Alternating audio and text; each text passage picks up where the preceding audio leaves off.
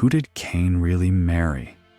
The Bible mentions his wife, but never tells us where she came from.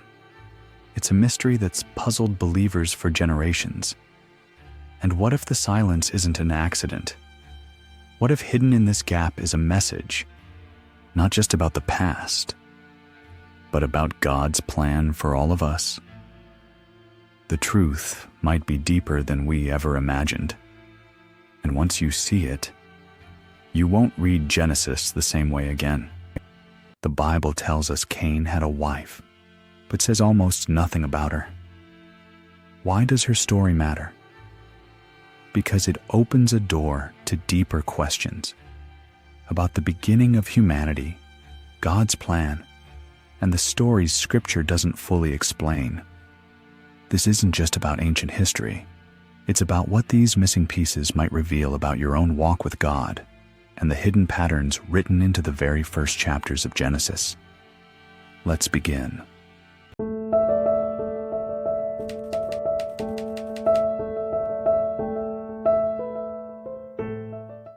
The story of Cain's wife begins in the earliest pages of Genesis, a time of firsts.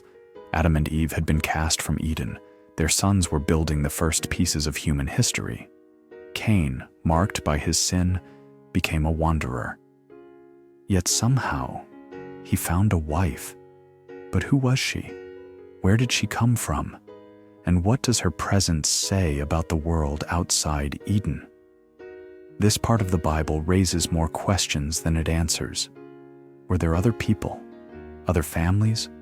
Or are we missing something hidden in the story of Adam and Eve? What if this mystery reveals more than just a name? What if it speaks to the way God weaves grace into even the most broken beginnings? Let's take a closer look at the world Cain stepped into, and the quiet figure who walked beside him. Cain and Abel. Two brothers, two offerings. Abel's was accepted. Cain's wasn't.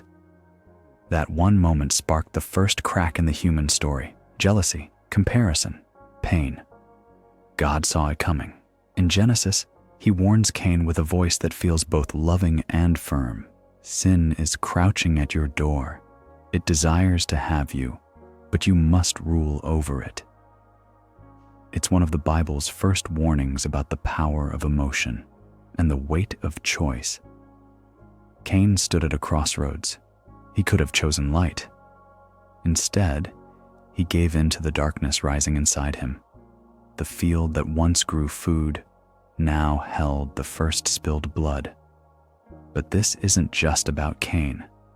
It's about us, about the anger we carry, the moments we're tempted to strike instead of forgive. And when God asks, "Where is your brother?" He's not just talking to Cain. He's talking to all of us. After Cain killed his brother, God sent him into exile. But before Cain left, he said something strange. "Whoever finds me will kill me." That one sentence opens a door to one of the Bible's biggest mysteries. Who was Cain afraid of? If only Adam, Eve, and their sons existed at that point. Who were these others he mentioned? Some believe Cain was just afraid, overwhelmed by guilt, imagining enemies where there were none. Others think Adam and Eve had many more children, scattered across the land, unrecorded in Genesis. Some ancient texts say Cain married his sister. Others suggest the early world was more populated than we realize. But whatever the answer is, one thing is clear. Cain was afraid. And in that fear, he cried out for protection. What God did next is shocking. He gave it. The mark of Cain wasn't just a curse, it was mercy. Even in exile, God didn't abandon him. Cain was punished, but not destroyed. And maybe that tells us something about our own stories too. So Cain finds a wife, but we're never told who she is. That missing detail has puzzled believers for centuries. The most common answer? She was his sister. Genesis 5:4 says Adam had other sons and daughters. So it's possible Cain married one of them, maybe someone born after Abel. In the beginning, the human family was just that, a family. But not everyone agrees. Some people think Cain's wife came from outside Adam and Eve's line, that maybe God created others we never heard about. That would change everything. It would mean the early world was bigger, fuller, more mysterious than we've been told. There's even an ancient book, the Book of Jubilees, that gives her a name, Awan. It says she was Cain's sister and that her name meant iniquity. Is that true? Maybe, maybe not. But the Bible's silence is what makes this so powerful. It gives us room to wonder, and maybe that's the point. Cain's wife isn't just a question of bloodlines. It's a symbol, a reminder that even in judgment, life goes on. That even after murder, family is still possible. And in that family, in that union, the next chapter of humanity begins. We don't hear much about them in the Bible, but the Book of Jubilees gives us names. Awan, Cain's wife; Azura, Seth's, 2 daughters of Adam and Eve. 2 very different stories. Awan's name means iniquity, and she marries the world's first murderer. That's heavy. Her story isn't told in detail, but we can imagine the burden, carrying life forward while living in the shadow of Cain's sin. And yet, she does it. Life doesn't stop. Azura, on the other hand, is tied to Seth, the son born after Abel's death. Her name means helper, and through her, Seth's line continues, a line that will eventually lead to Noah, and beyond. 2 sisters, one tied to exile, one tied to hope. They're not front and center in the text, but their presence matters. Through them, we're reminded, redemption isn't a solo story. It takes the forgotten, the background characters, the names we almost miss. And maybe that's the point. God uses everyone, even the ones history tries to leave behind. Development, Block 5. The Bible mentions them briefly, but their presence changes everything. The Nephilim, giants, warriors, legends, born from the union between the sons of God and the daughters of men. What does that mean? Some believe it points to angels. Others say it refers to the merging of 2 bloodlines, Seth's and Cain's, one marked by promise, the other by exile. But when their descendants came together, something shifted. The world started to change. People grew proud, violent, dark. Genesis says the thoughts of man were only evil continually, and God was grieved. In the middle of all this chaos stood one man, Noah, righteous, obedient, alone. And when the time came, God gave him a task: build an ark. As the rain came and the waters rose, everything else faded. The giants, the corruption, the noise. Only Noah and those with him survived. It was a reset, a chance to begin again. And through Noah, Seth's line endured. The flood washed the world. But it didn't wash away the promise. In the quiet halls of Genesis, a mysterious tale unfolds. One that speaks of giants and intertwined bloodlines. A story that echoes the ancient whispers of the Nephilim. These beings, described as the offspring of the sons of God and the daughters of men, stand as enigmatic figures, casting long shadows over the early chapters of humanity's story.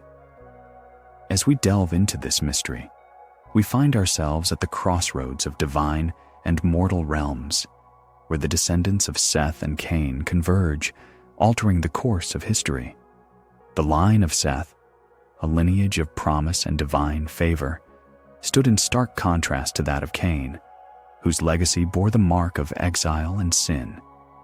Yet, as time wove its intricate tapestry, these lines began to blur, their mingling giving rise to a generation that strayed from the path of righteousness.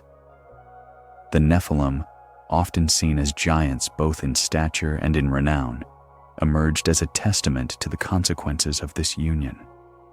Their presence on the earth was a harbinger of the moral decay that would soon engulf humanity, setting the stage for a divine reckoning. The book of Genesis tells us that the wickedness of man was great in the earth, and that every imagination of the thoughts of his heart was only evil, continually. This moral decline, fueled by the mingling of Seth's and Cain's descendants, grieved the heart of God, leading to a decision that would cleanse the earth of its corruption. Yet amidst this impending judgment, a beacon of hope remained. A man named Noah, found righteous in his generation. In Noah, the promise of salvation endured, a solitary light in a world shrouded in darkness.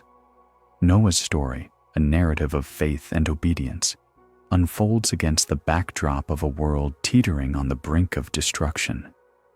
As the floodwaters rose, they washed away the remnants of a fallen generation, preserving only those who clung to the promise of redemption.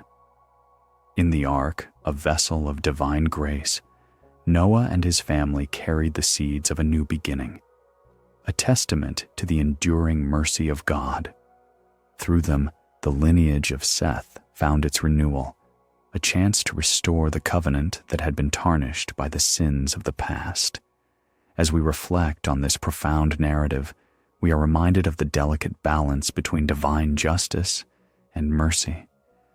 The story of the Nephilim and the flood invites us to consider the consequences of our choices, the mingling of paths that can lead us away from the divine. Yet, it also offers a glimpse of hope, a reminder that even in the darkest times, the promise of redemption remains. Let us carry forward the lessons of Noah, allowing his faith to guide us as we navigate the complexities of our own spiritual journey, ever mindful of the divine grace that awaits us. After everything you've heard, stop. Take a breath, let the noise fade. What do you feel rising inside you right now? Maybe it's conviction. Maybe it's discomfort. Maybe it's a question that won't go away. Cain had a choice. So did Awan. So did Noah. And so do you. What do you do when you feel lost? When you know something needs to change, but you're not sure how? There's always a path forward. Not perfect, not easy, but open. Maybe today's the day you take a step. Maybe this story wasn't just about Cain. Maybe it was about you. The question is, what will you do now? Cain's story isn't just a story. It's a warning, a man who made a choice and lived with the weight of it. But even in exile, he wasn't erased. God still marked him, not to curse him, but to protect him, because that's what God does. He gives us consequences, and he gives us chances. You might feel far from God. You might carry something heavy, something you've never spoken aloud, but the fact that you're hearing this now means your story isn't over. This isn't just about Cain's wife, or Seth's line, or Noah's ark. It's about you, about the mark you carry, about the choice you still have. Will you keep wandering, or will you come home? What part of Cain's story spoke to you today? Drop it in the comments. Your perspective might be what someone else needs to hear. And if this journey stirred something in you, hit subscribe. There's more mystery, more truth, and more light ahead. You're not alone in this walk. Let's keep moving forward, together.